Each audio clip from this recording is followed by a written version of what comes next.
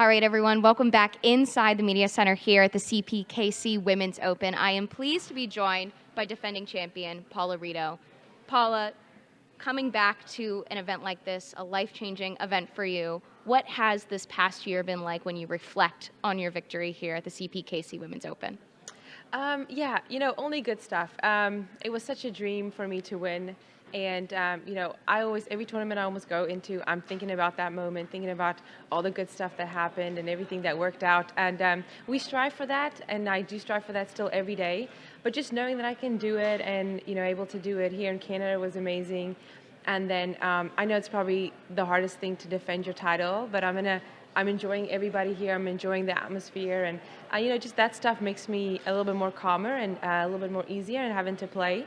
But such great vibes, and I'm so lucky to have won, and I really want to do it again.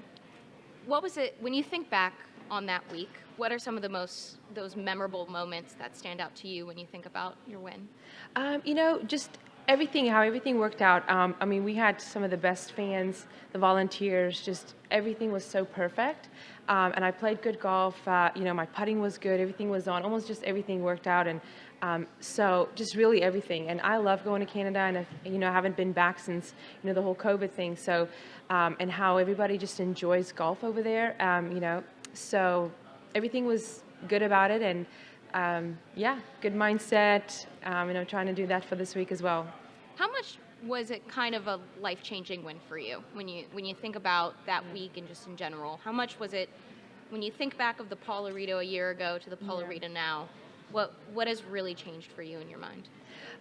Just a little bit more comfortable out here. Sometimes it's funny, we just always want to tend to go to results, and it being like a result win, and it sort of changes your outlook on certain things and how you approach every tournament. But sometimes that is what it takes, and you're able to believe more in yourself, and just a little bit more of a chip on your shoulder, I would say. Having to win out here is hard, so being able to pull it off is, just as great. So, but then again, trying to get your second one might be a tad harder, and from there on out, some girls do it a lot easier than others, but just being able to do it is, I can always say I have that. And when you hear your name being next to LPGA Tour winner, how much does that just increase, not only as you talk about your confidence, but just after all the work that you've put in to be able to call yourself a winner on tour after this event last year?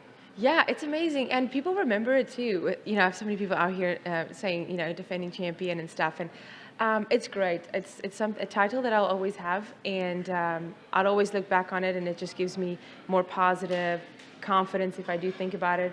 So definitely, it's a good title to have. All right, we'll start here with Adam. Hey, Paula. I'm just curious, how does it feel to defend your title, but at a totally different golf course? Yeah, that is a little bit different, right? But since it's a national champion, I know that golf courses change, and I really like this golf course, so that's great. A little similar than the one we played last year. But you know what? It's great, and I'm gonna, keep trying to do the best I can day to day, not think about it too much.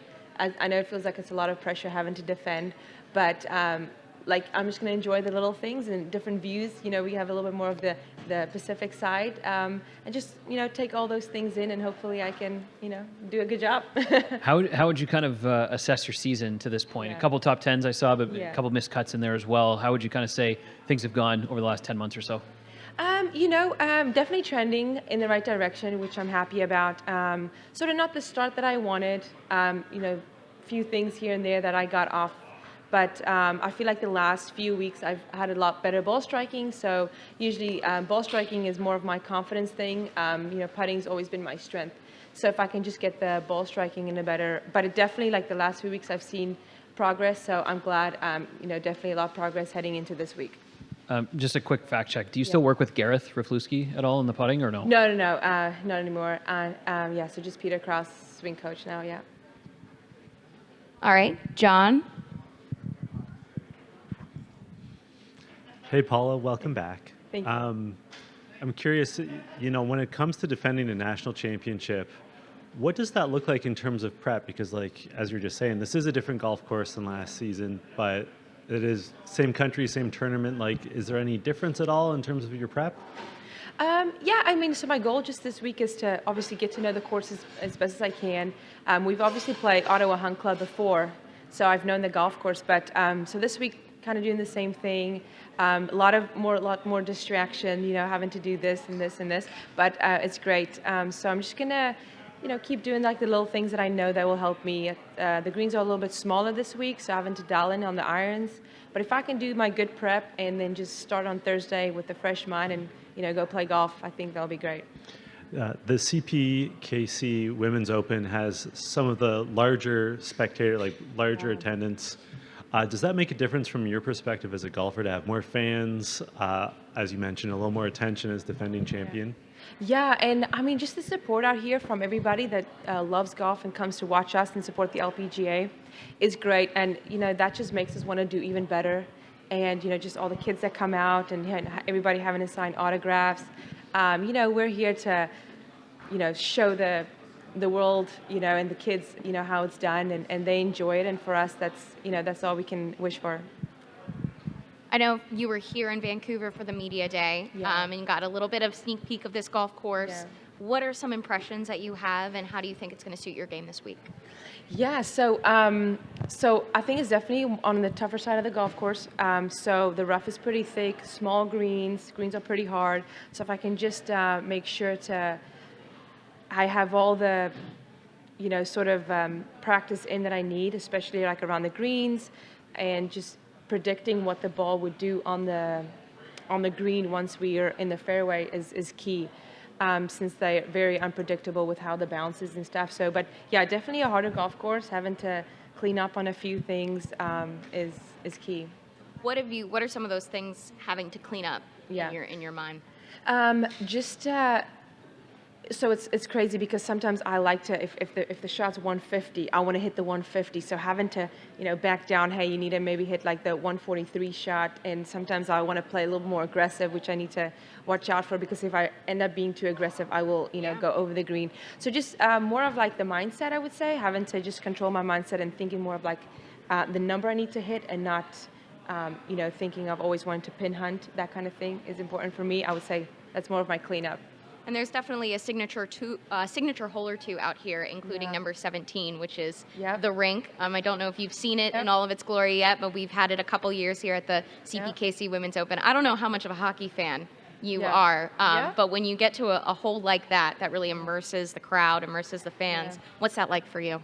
Yeah, I mean, that's great. I enjoyed it last year when it was on hole 17, and this is a nice little short shot as well, 8-iron, but tough green. You need to be on a precise, laying it short and let it roll up. But and that's great for the fans and everybody out here having to bang on the walls over there. So it's great, get a little loud hole going. I love that. And just one more from me, just being in Vancouver. Yeah. It's been a while since we've been back here. Yeah. What are you most excited for maybe off the course? Have you kind of looked into taking some time for yourself? Yeah, so I love exploring different coffee shops, and usually wherever we go, there's maybe one or two 20, 30-minute drive to go get to them.